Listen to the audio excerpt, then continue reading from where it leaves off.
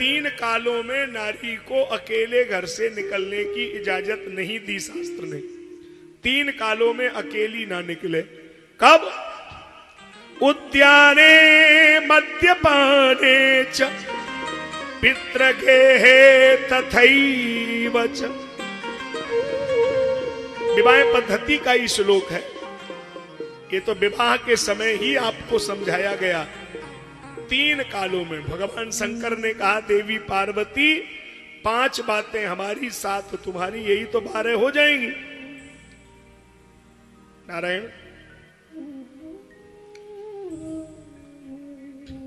तो बात समझ में हमारी तरफ ध्यान दीजिए। क्या? उद्याने मद्यपाने च पितृगेहे तथैव च। उद्यान माने वन, उद्यान माने दोपहर, उद्यान माने अर्धरात्रि। 3 कालों में अकेली घर से नहीं निकलना है। अच्छा, तो कहां रहना चाहिए ये तो बता दो। बोले पति के चरणों की सेवा में। तो पति कैसा हो? दुश्शीलो दुर्भगो वृद्धो धनोरोग्य जड़ोपि वह पति स्त्री भिरु न हातव्य लोकेप्सु भिरु अपातकी। अब इसमें माताओं के फेवर में एक बात आ रही है। माता जी लोग इसको जरूर समझेंगी। एक आपके फेवर में जा रही है, ध्यान दो। कौन सी? दुश्शीलो दुर्भगो वृद्धो धनोरोग्य जड़ोपि वह। अंधा होने पर, बहरा होने पर, लंगड़ा होने पर, दुर्भाग्यशाली होने पर भी वो पति नारी के लिए पूजनीय है, त्याज्य नहीं है। लोकेप्सु भिरु अपातकी, ये आपके फायदे में चला गया। लेकिन वो पति अपातकी मानी पाप कर्म नहीं करता हो तो, और यदि पाप कर्म में लगा है तो कितना भी स्मार्ट हो तो नारी के लिए त्याज्य है। और यदि वो पति संध्या बंदन करता है, वेद का अध्ययन करता है और वो सर्वथा वेद सम्मत जीवन जी रहा है, तो चाहे अंधा हो जाए, चाहे लंगड़ा हो जाए, नारी के लिए वो परमेश्वर ही है। और कितना भी सुंदर हो, अगर दिन भर पाप कर्म करता है तो नारी के लिए वो त्याज्य है। तो ये आपके फायदे में आ गया।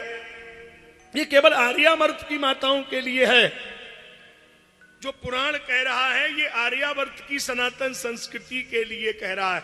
चूंकि ये केवल आर्यावर्त में हुआ, भारत की सनातन सभ्यता में ये रहा। चूंकि भारत की माओं ने जो किया वो कोई कल्पना कर ही नहीं सकता है। एक पल के लिए आप कल्पना करो, एक घटना हम आपको सुना रहे।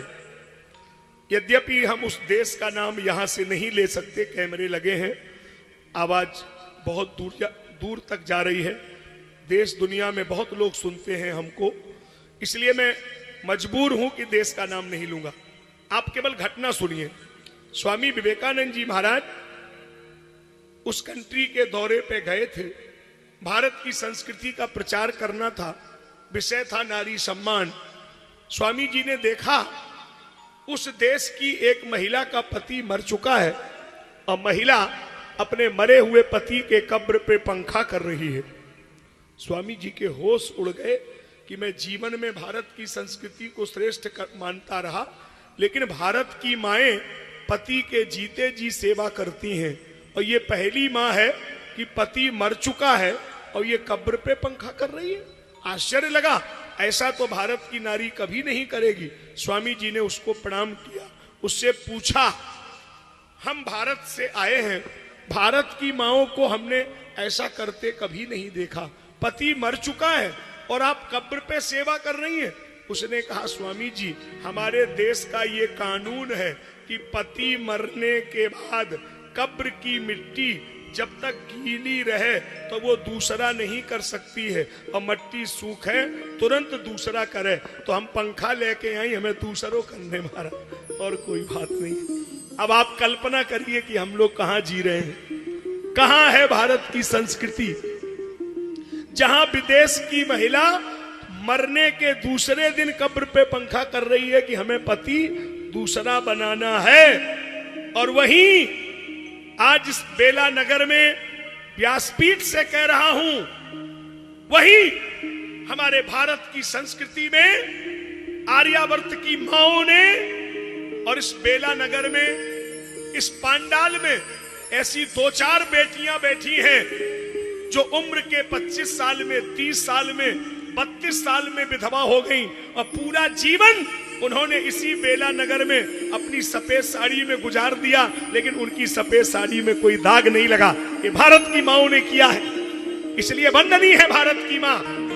उसने पूरा जीवन संघर्ष करके गुजारा है, लेकिन कभी भारत की संस्कृति पर कुठाराघात नहीं होने दिया।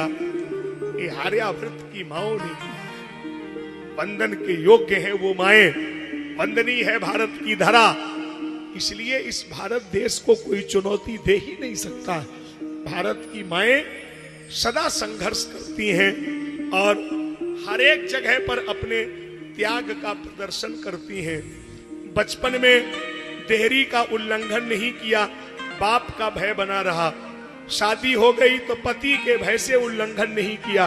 अब बूढ़ी हो गई तो बेटे का भय लगा रहता है कि कहीं बच्चे को कोई उंगली ना उठा दे कि तुम्हारी माँ ऐसी जगह हमने खड़ा देखा।